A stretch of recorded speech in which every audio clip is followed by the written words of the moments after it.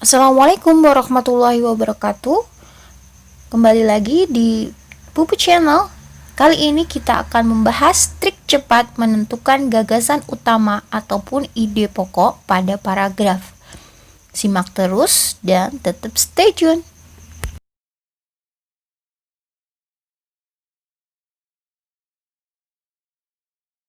Ingat ya, jangan lupa baca Bismillahirrahmanirrahim. Di video sebelumnya, Ustazah sudah menjelaskan pengertian ide pokok atau gagasan pokok, gagasan utama, dan cara menentukan kalimat utamanya.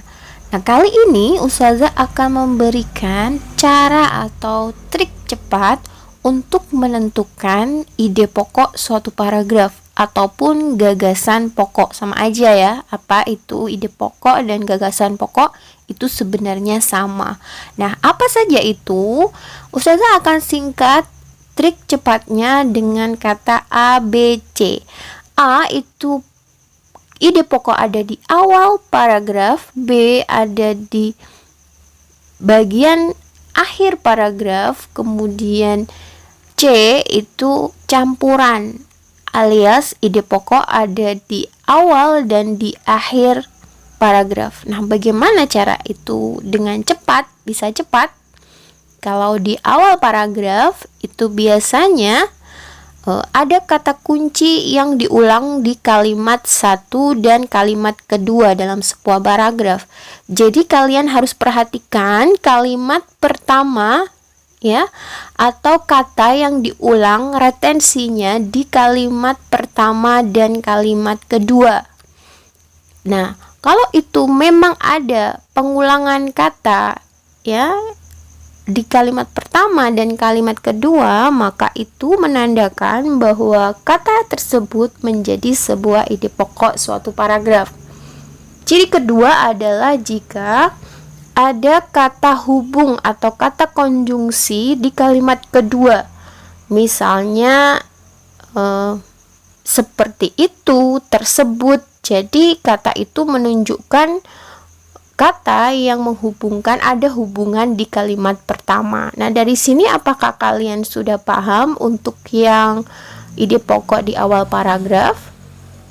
Untuk yang di akhir paragraf biasanya ditandai dengan ada kata kesimpulannya, jadi, demikian. Nah, itu adalah kata-kata yang biasanya ada di akhir paragraf. Jadi kalau ada kata seperti itu di akhir paragraf, maka bisa dipastikan itu merupakan ide pokok dari suatu paragraf.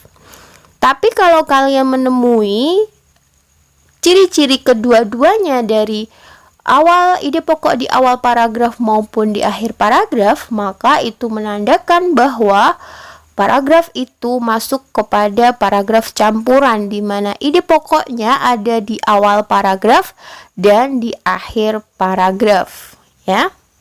Nah, kita langsung ke latihan soalnya aja.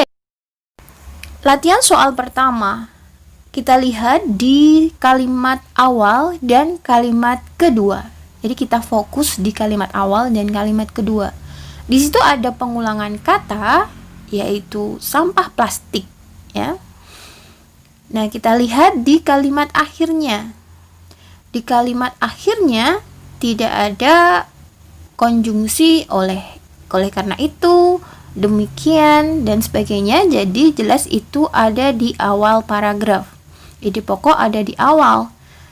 Di situ ada sampah plastik, kita baca dengan teliti dan kita pilih ide pokok bacaan di atas adalah sampah plastik sangat berbahaya jika dibuang sembarangan. Sampah plastik tidak bisa membusuk. Sampah plastik tidak dapat didaur ulang oleh alam. Jika terbawa air sungai akan mengganggu ekosistem. Banyak makhluk hidup yang mati karena menelan sampah plastik. Nah, dari sini terlihat jelas bahwa paragraf tersebut membicarakan tentang dampak adanya sampah plastik. Nah, kita lihat option A itu tentang membuang sampah sembarangan. Jadi bukan ya. Yang B, dampak membuang sampah sembarangan, tidak ada kata sampah plastik, berarti jelas ini bukan jawaban.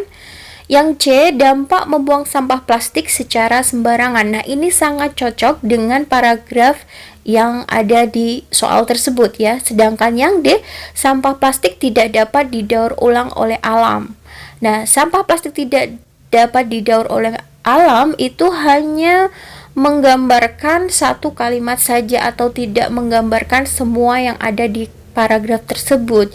Jadi jawabannya yang paling tepat adalah yang C, dampak membuang sampah plastik secara sembarangan. Jelaslah bahwa itu merupakan kalimat di awal paragraf. Dengan demikian, paragraf tersebut termasuk paragraf deduktif.